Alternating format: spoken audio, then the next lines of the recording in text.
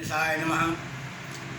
कामेश्वर सिंह दरभंगा संस्कृत विश्वविद्यालयस्य कुलपति महानुभावानाम् आदेशेन पुनश्च प्रोफेसर दिलीप कुमार झा CCDC महोदयानां निर्देशेन ऑनलाइन कक्षा संचालनक्रमे साम्प्रतं गिद्धोरस्थ श्री रावणेश्वर संस्कृत महाविद्यालयस्य प्रभारी प्रधानाचार्य देवर्षिनाथ पाण्डेयोऽहं समुपस्थितः। इदानीं शास्त्री कक्षा पाठ्यग्रन्थत्वेन साहित्यदर्पणः उपस्थाप्यते मया। तत्र एतत् पूर्वं मया उक्तं काव्यलक्षणप्रसङ्गे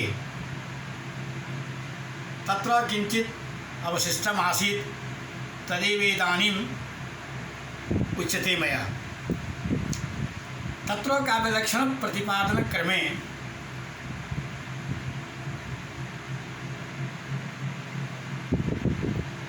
काव्यलक्षणस्य खण्डनं कृतं ग्रन्थकारेण विश्वनाथ कविराजेन। तत्र तत्तोषो शब्दार्थो सगुना वर्णनं कृति पुनः क्वापि अत्र काव्यलक्षणे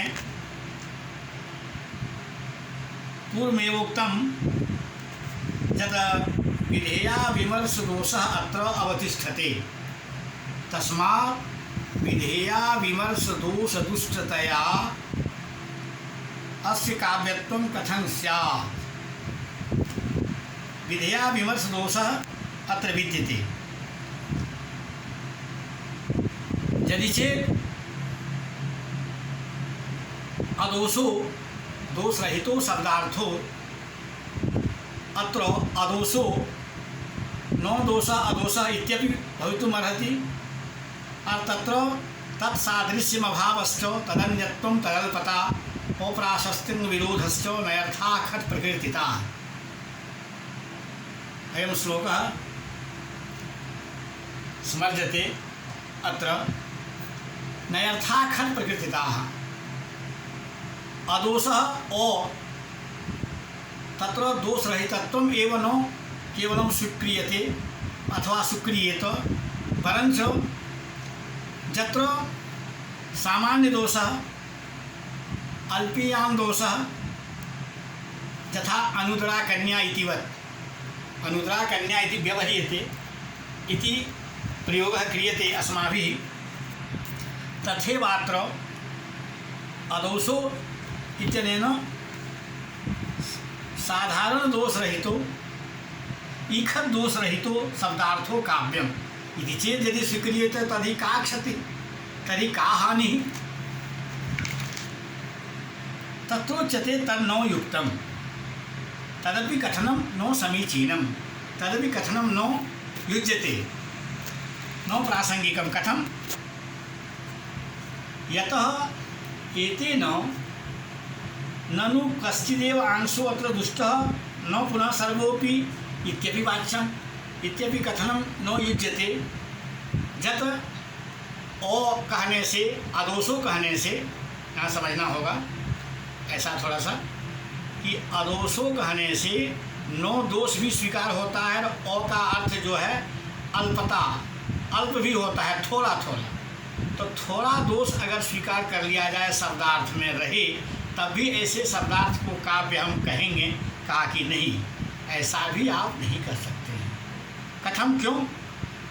तो जत्रांशे दोषः सो अकाव्यत्व प्रयोजकः, जिस अंश में, जिस शब्दार्थ के जिस अंश में, काव्य के जिस अंश में दोष रहेगा वहाँ काव्यता नहीं रहेगी, वहाँ काव्यत्व स्वीकार नहीं किया जाएगा। और जत्र च पुनः ध्वनि, जहाँ ध्वनि रहेगी वहाँ काव्य स्वीकार करने में तो कोई क्षति नहीं है। तो कहा नहीं, ऐसा भी नहीं हो सकता है। तत्र इदमपि वक्तुं न युक्तम्, इदमपि कथनं न समीचीनम् कथम, तो जत्रांशे दोष, जिस अंश में दोष रहेगा वो अकाव्यत्व प्रयोजक हो जाएगा, और जिस अंश में दोष नहीं रहेगा वो काव्यत्व प्रयोजक हो जाएगा। जत्रांशे दोषा तत्र न काव्यत्वम, और जत्रांशे पुनः दोषाभावः तत्र काव्यत्वम का नहीं। क्यों कि उभयतः आकृष्यमानम, दोनों ओर से एक ही जगह दोष, यहाँ दोष है यहाँ दोष नहीं है, ये काव्य है ये काव्य नहीं है, तो उभयतः आकृष्यमानम, दोनों ओर से खींचातानी होने की वजह से वहाँ जो है वहाँ उसको काव्य, तब आकृष्यमानम इदम काव्यम अकाव्यम वा किमपि न स्यात्। वैसी स्थिति में न तो उसे काव्य माना जा सकता है और नहीं वो अकाव्य माना जा सकता है।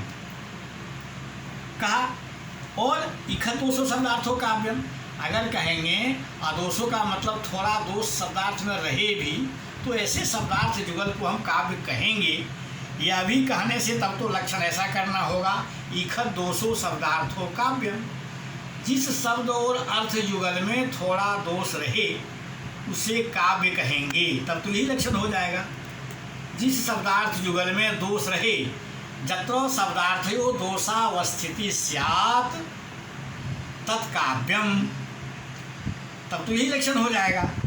तब ऐसा होने से तब क्या हो जाएगा, तो निर्दोषयो काव्यत्वमेव न स्यात्, जत्र दोषा सर्वथा दोषाभावः, जहाँ बिल्कुल दोष रहेगा ही नहीं शब्दार्थ में वो काव्य नहीं होगा, इसीलिए कि आपने लक्षण ही कर दिया जिसमें थोड़ा दोष रहे।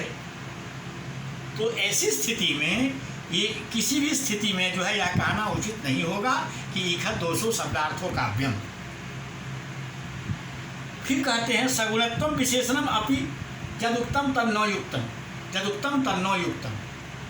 आपने जो कहा सगुणत्व विशेषण जो दिया, सगुणो शब्दार्थो, गुण सहित शब्द और अर्थ जो है वो काव्य है, यह भी कहना उचित नहीं है।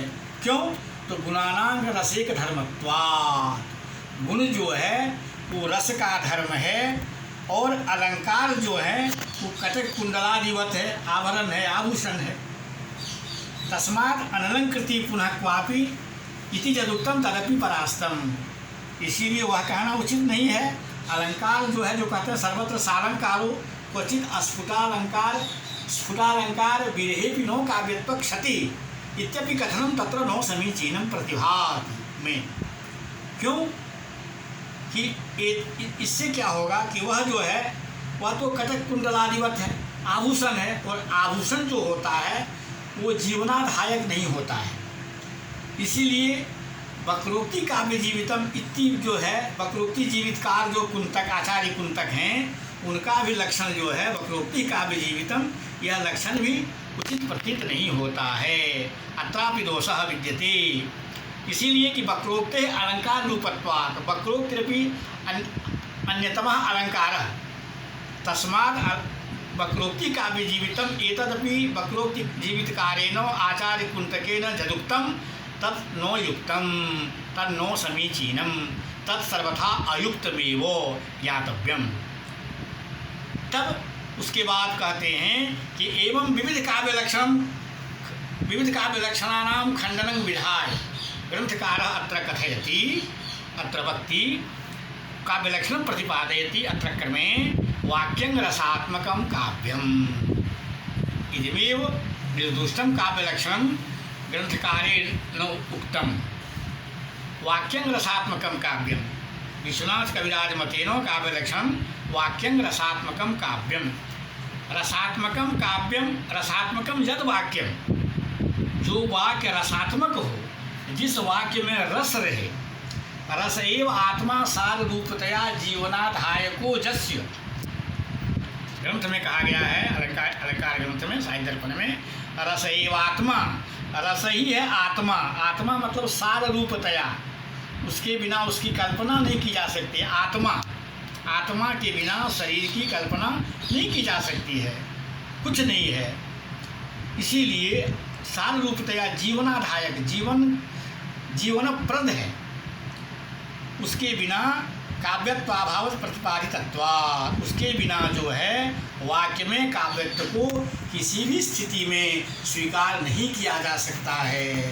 रस, इसीलिए कहा वाक्य रसात्मकम काव्यम रसैव आत्मा सारूपतया जीवनाधायको जस्य तेन बिना तद बिना वा तस्य काव्यत्वाभावस्य प्रतिपादितत्वात्, उसके बिना जो है उसका काव्यत्व स्वीकार संभव नहीं है। रसेन बिना वाक्यस्य काव्यत्वं कथमपि न स्वीक्रियेत इत्येव तत्र ग्रंथकारस्य मतम्, इत्येव तत्र ग्रंथकारस्य कथनस्य अभिप्रायः। साधु।